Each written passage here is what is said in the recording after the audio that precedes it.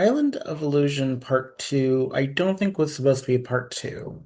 Either that was supposed to be a three-part episode, or they just couldn't get Island of Illusion all in one part. I don't think the second part is as good as the first part by any stretch. I struggle with it because I like the idea. I think the problem is that the execution feels really, really quick and more for the age group than it is. Like when I watch Sailor Moon, even though I know the age group it's for, it doesn't necessarily feel like the age group it's for. But Island of Illusion Part 2 really, really just feels like it's for the age group it's for, which is much younger. And maybe when I think I don't even remember this episode from when I was a kid, and you'd think this would be one I'd remember. Because I feel like because one of the few times Jason has been exclamatory all. The idea of Tommy seeing his friends as putties is actually a really great episode on its own. The rehashing of Kimberly's needing to find confidence and Shrini's fear of heights. Like they're interesting, but they're so truncated, and then they happen one right after the other, right after Zach solves his. So all the Rangers should theoretically be prepared for that because Quagmire is sort of there to talk them through everything. And apparently also their coins and communicators were just hidden and they had to believe in seeing them. Dead Illusion is such a strong concept, an interesting location. It's weird Bulk and Skull have a minute in this episode too, outside of like the ending bumper, which is whatever. It's not very good. There's a lot in this episode where it's like it feels like this is a clip show, which sometimes works. The Golden Girls have made clip show works. This it just doesn't as well. I don't know what it is. Like maybe it's like as the series progressed outside of this season, as they started doing every season as its own thing, they started aging up the characters a little bit to be like actually the age they are in their bodies somewhat. It feels like episodes like this, that are good callbacks, make this show feel like it was written by adults to be dumbed down for kids. I guess it kind of works. It works. I don't want to say that because it's not accurate. Like we have really great episodes like the Green with Evil Part 1 and Day of the Dumpster, but they don't necessarily feel dumbed down. Um, I think this needed to be a trilogy where if there had been space between each of the fear things, I could have seen it if there had been a little bit of growth or a little bit of, but it just happened one after the other until finally Jason is the final one. Or was it Billy? I think Jason was the final one. At one point, I was just like, oh, they all are going to go through it one after the other. But like, they have this weird. I think the problem is too, the only cut moment relief is like comic relief with Alpha trying to communicate with them and opens up the idea that the command center consoles might be sentient because they respond by shocking him when they won't do what he asks.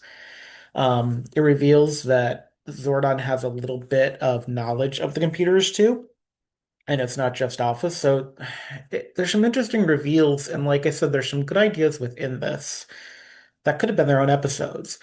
The idea of Rita having Tommy see all of his friends as putties actually a pretty genius concept. I really like it because it feels like it's the first moment I've opened up and I've met him a little more, and seen that he's either not dealing with or doesn't know how to deal with what he's seen. Because he's the first evil ranger, really. So of course nobody really has any context for what he's gone through. Um, maybe in Sentai before the Green Ranger, there were some though. I don't know. Um, yeah, Island of Illusion just really it feels like when I asked the question in Happy Birthday, Zach, if this was a big deal for teens in the early 90s about birthday parties. It feels like that, but an extended version. And of course, for Zach, the and for everyone else, the way they get out is remembered in Great Battles as Power Rangers. But Kimberly's confidence could have easily come from the foul play in the sky episode, where she most of her confidence was outside of being a ranger. Billy Billy's confidence is about his growth, but they don't really use that in this episode, it feels like. Um, I don't know. The pacing of it is the thing that made it feel like it should have been a three-parter. They've done plenty of Fetch Quest episodes too. They could have had Quagmire do a mini Fetch Quest for them and not had the Alpha and Zordon portions of this necessarily and still made it work. Um, because Zordon went from not knowing what the Island of Illusion was to knowing what the Island of Illusion was. So he just had to maybe hear about it to know what it was. I don't know. Um, I do like the idea of when the Rangers don't have access to Zordon, they are a little lost. It's like I said, some good ideas, but overall, like I don't know about execution of this. It felt so short. It felt like it could have been a three-parter and they could have done some things in between it. I feel like Island of Illusion could have worked. I think you actually do need Tommy to make it work. I think it's the only thing that really is going for it that might save it. It feels a little bit like For Whom the Bell Tolls, where there's some really interesting concepts in it, but the execution of it doesn't succeed as well. This is going to be a little bit of a shorter video because I'm trying not to say the same things over and over again, but I'm failing.